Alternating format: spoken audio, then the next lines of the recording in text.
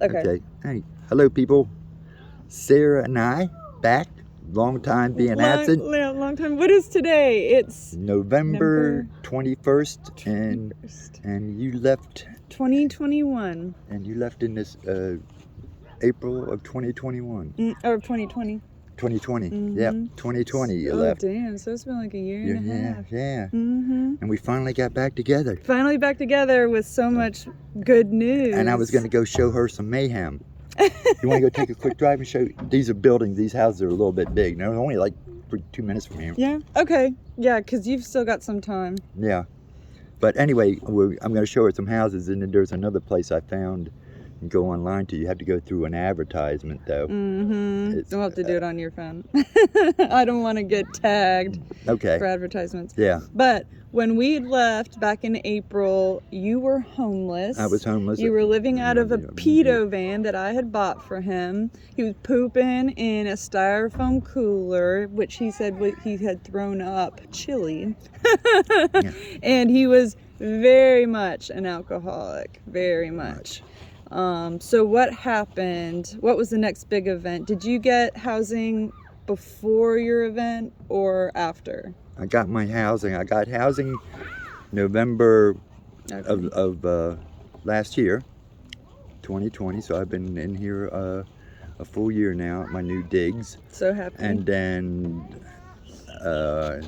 around the holidays are always bad for me, because of losing family members and all that type of stuff. And I lost my wife of 34 years of marriage, and that kind of crapped me out because it happened like Thanksgiving Eve that she passed away.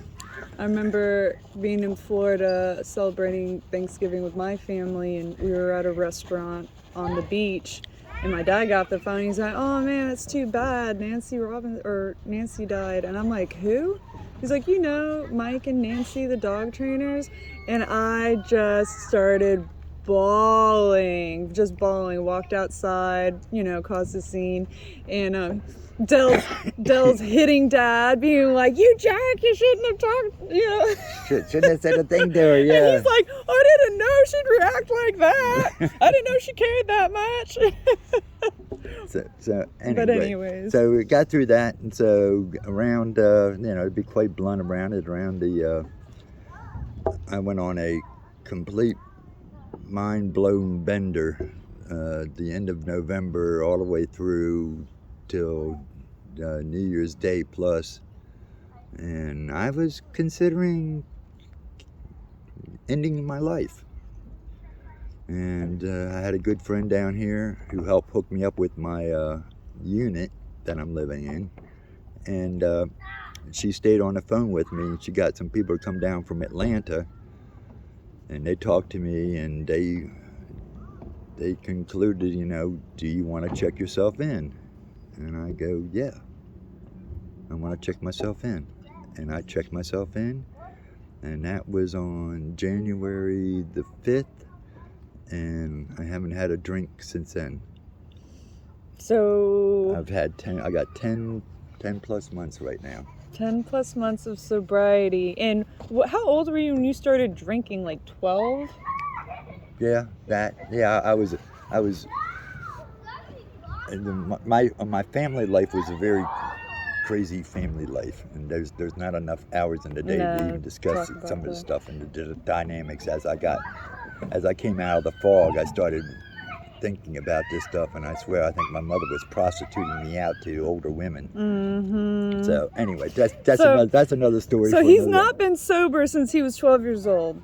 Yeah. And and let's not even talk about the drugs. Yeah, the drugs, everything. So he's survived. He's like a cockroach. Ain't nothing taking him out yet. But what was I gonna say? How old are you?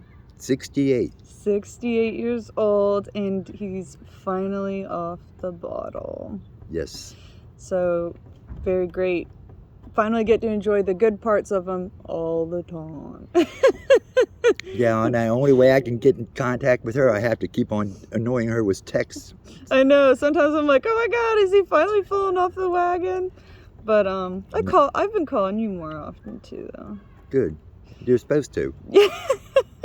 Helps keep me sane. Yeah, it helps keep you sane. Well, you're great to talk, much better to talk to now. Yeah, and I changed my and I'm working. Yeah, oh yes, he's got a job, and I'm a closing manager at a grocery store. Giant Foods. Giant Foods. Mm-hmm. How long have you been working there? Since March of this year, of 2021. Mm-hmm. Yeah. And you climbed that ladder so fast. Yeah, I went from just a cashier type of thing, and next thing I knew, I had the keys to the building and the keys to the safe and the ATM machine, and all this money was sitting there, and I'm going, I must have done something right. I must have done something right. Yeah, you got sober. Yeah. Like I said, dazzled them with my brilliance or baffled them with my bull type of shit, No, very proud of you. Well, and I'm proud of you. We're both surviving it, making it in this world. So, sober never looked so good. That's surprising. I feel good. You love it. Yep, I really do like it. I don't know what took me so long to get over it. And even though, what helped, I had been celibate pretty much ever since, my wife died. And right before I went into the hospital, I had sex with this neighbor. And I go, damn, sex tried to kill me. And then the other day, before Sarah came down, I was sleeping in bed because it was one of my days off. And I took the advantage and slept most of the day because no one would bother me. And it was a cold snap, and I got, a couple of cats that were decided they want to snuggle. Well, they snuggled me so far that I was right on the edge of the bed, and I thought I had room to roll over, and I didn't. And I hit the floor, hit my head on a nightstand, and I'm going, damn it all, pussy gets me in trouble every time. Yeah, show him your nice shiner. Oh yeah, it's right? not too bad. It's much better since 2 days ago. Yeah, it looked pretty good. There was a lot of blood. Yeah, it looked like he had gotten drunk and fallen out. Yeah. Although the whole time I've known him, with him being drunk, I always did that. He never hit his face. He'd deglove his arms or his hips, but never hit his face. But and some of the stories, I think I've got photos somewhere in my archive of our when we first got together and moved in as roommates and stuff like that. I had to take care of this little episode, and I don't know if Sarah's ever discussed it with anybody. They used to have a lot of they had snakes, so to save some money, they decided to have rats. And they had a bunch of frozen rats to feed the snakes. Well, I moved in and there wasn't that much room in the freezer. And so I said, well, they got to go. So I volunteered to get rid of the Corpus delicti.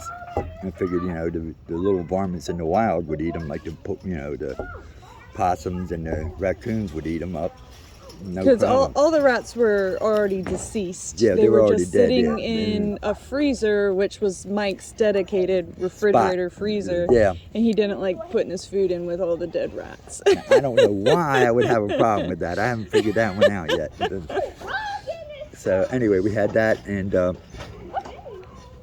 one thing I can't believe they have not taken that thing down yet. See that piece of pipe up there? It's just hanging in there. Ooh.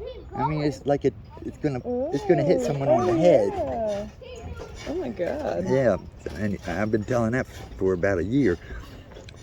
But anyway, so I'm here at the abode, and I'm kind of known as the cookie man here. And they all come up here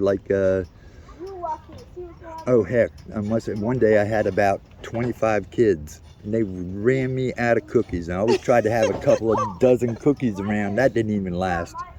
And I got to make sure I'm not known as, the door's always wide open. Mm-hmm. They stay on the outside. Good. Because I don't get accused of being a pedophile or something like that. Don't need that. Especially with that pedo van sitting right outside your door. Here, we'll show you what she's talking about. That's his place right there. Yeah, it used to be my apartment. Yeah, I'm so happy for you. It's very nice. He's done good stuff on the inside. Yep.